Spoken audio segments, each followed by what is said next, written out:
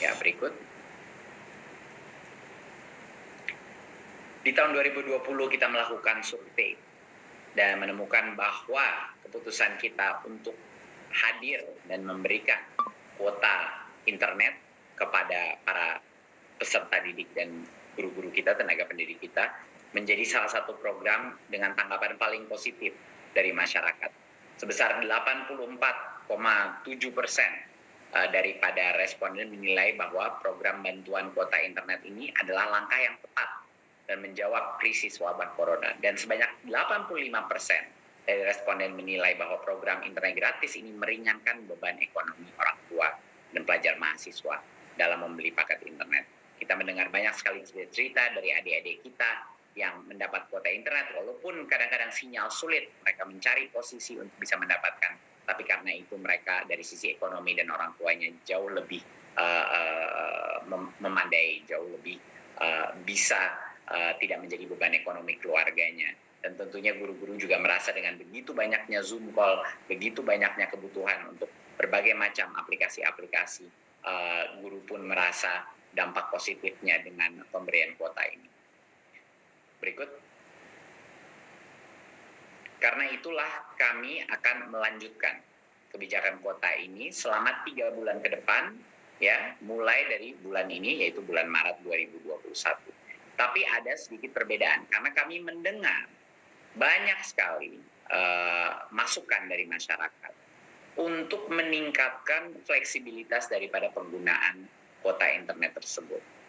Jadi di tahun 2021, kita akan memberikan kuota, tapi dengan giga yang lebih kecil daripada kuota belajar sebelumnya, tetapi kuota ini merupakan kuota umum.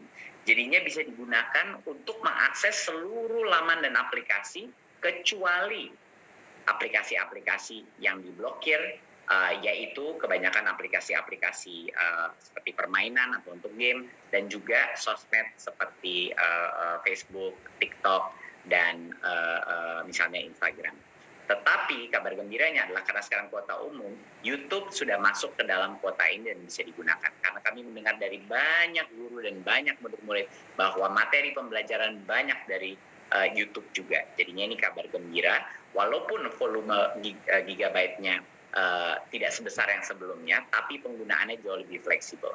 Jadi kami mendengarkan semua masukan dari masyarakat, dan ini adalah modifikasi yang kita lakukan sehingga kita bisa mencapai titik tengah di mana cukup giganya, tetapi kualitas penggunaan dan fleksibilitas penggunaannya dimaksimalkan sebesar mungkin.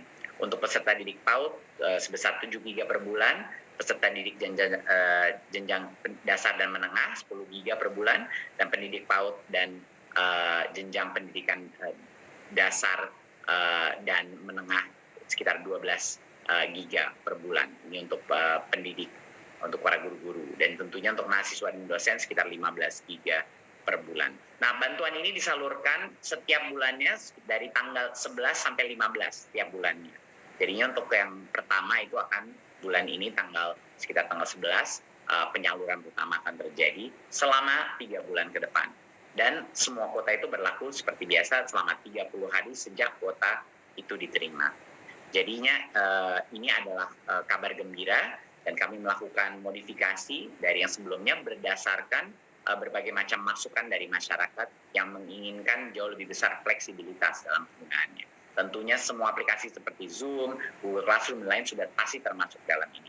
Ya, yang benar-benar kita keluarkan atau dikecualikan adalah yang khusus untuk entertainment, yang khusus untuk hal-hal yang tidak berhubungan dengan pendidikan, itu yang kita kecualikan.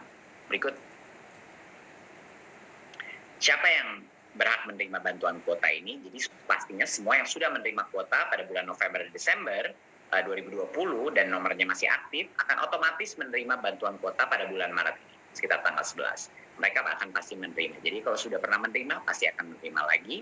Nah, kecuali ada beberapa pengecualian. Yang pertama adalah kecuali bagi yang kemarin diberikan tetapi penggunaannya di bawah 1 GB. Artinya memang tidak digunakan data yang diberikan karena berbagai macam alasan. Jadinya itu tidak akan diberikan bagi yang penggunaannya kemarin tidak digunakan datanya. Yang kedua adalah pemimpin satuan pendidikan tidak perlu lagi mengunggah SPT JMN lagi untuk bagi yang sudah menerima bantuan pada bulan November dan Desember 2020. Berikut. Nah, bagi yang nomornya berubah, nomor HP-nya berubah atau belum menerima kuota sebelumnya, mereka hanya akan baru bisa menerima bantuan kuota di bulan April 2021. Ya, tidak bisa menerima di bulan Maret. Ya, kalau misalnya nomornya berubah atau belum pernah menerima kuota sebelumnya. Jadi calon penerima pelapor melapor kepada pimpinan satuan pendidikan sebelum bulan April 2021 untuk mendapatkan bantuan kuota. Jadi dipastikan untuk preparasi bulan April bahwa yang belum mendapatkan segera laksanakan dengan pimpinan satuan pendidikan dan operator. Dan pimpinan operator di satuan pendidikan ini tinggal mengunggah SPT JMN untuk nomor yang berubah atau nomor yang baru, ya, pada laman website kita dan tentunya di PDDikti untuk yang pendidikan tinggi. Berikut. Persyaratan penerima bantuan kuota internet di tahun 2021 masih sesuai dengan peraturan Sekjen Kemendikbud nomor 4 tahun 2021.